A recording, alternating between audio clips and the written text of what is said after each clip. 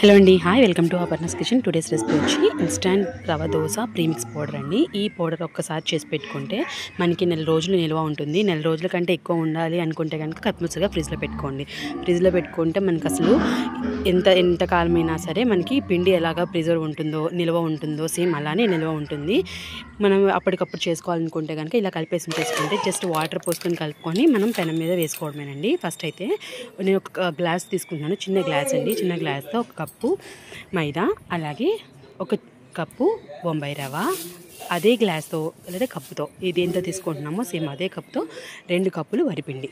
ఇక ఇంట్లో మనం తడి బియ్యంతో చేసుకున్న వరిపిండి అయినా పర్వాలేదు, లేదంటే మనకి మార్కెట్స్లో దొరికే పొడి బియ్యం పిండి అయినా పర్వాలేదు. ఏదైనా సరే 2 కప్పులు వేసుకోవాలండి.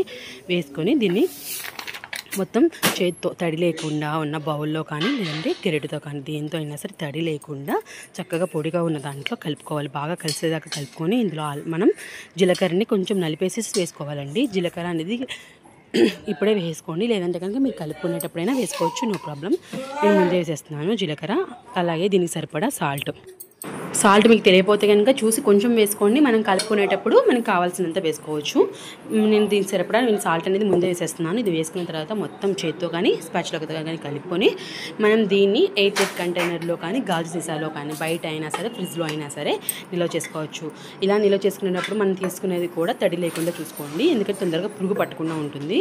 సో అంతేనండి. ఇలా పిండిని మనం ఒక డబ్బాలో పెట్టుకొని మనకు కావాల్సినప్పుడు ఎంత క్వాంటిటీ కావాలని మనకు తెలుస్తుంది కదా. సేమ్ కొంచెం వాటర్ పోసుకొని రవ్వ దోశ బ్యాటర్ ఎలా ఉంటుంది, బాగా పల్చగా ఉంటుంది కదా, సేమ్ అదే బ్యాటర్ని మనం ఎంత కావాలంటే అంత క్వాంటిటీలో ఒక గిన్నెలో వేసుకొని వాటర్ పోసుకొని కలుపుకోవడమేనండి. ఇది కలుపుకునేటప్పుడు మనకు కావాలంటే అప్పుడు ఆనియన్స్, పచ్చిమిర్చి కానీ, క్యారెట్ కానీ, అల్లం తురుము అలాంటివన్నీ కూడా, కొత్తిమీర అన్నీ వేసుకొని చక్కగా కలుపుకున్న తర్వాత మనం అప్పుడు రవ్వ దోశని వేసుకోవచ్చు. అయితే ముందే ఈ కూరగాయలన్నీ వేయడం అంటే కొంతమంది డ్రై చేసుకొని వేసుకోవాలి కాబట్టి అంత లేకుండా మనం పిండి కలుపుకున్న తర్వాత ఎప్పుడు చేసుకుంటే అప్పుడు అందులో మనం సరిపడినన్ని ఆనియన్స్ అవన్నీ కట్ చేసుకొని వేసుకొని లూజ్గా వాటర్ లాగా రవ్వ దోశ కన్సిస్టెన్సీ ఎలా ఉంటుంది అలాగా లూజ్గా కలుపుకున్న తర్వాత రవ్వ దోశని మనం పెనం మీద వేసుకోవడం అండి. ఇది వేసుకునేటప్పుడు మామూలు దోశ పెనం కంటే హీట్ కంటే రవ్వ దోశ వేసుకునేటప్పుడు పెనం అనేది చాలా ఎక్కువ వేడి ఉండాలండి. దట్టు పెనానికి కంప్లీట్గా ఆయిల్ రాసి మాత్రమే రవ్వ దోశని వేసుకోవాలి. అప్పుడే మనకి తీసుకోవడానికి ఈజీగా వచ్చేస్తుంది. ప్యాన్ మీద కొంచెం ఆయిల్ వేసుకొని అప్పుడు రవ్వ దోశని గ్లాస్తో కానీ గెరిటితో కానీ మీకు ఎలా కుదిరితే అలాగా వాటర్ లాగా పైనుంచి పోసుకోవడమే.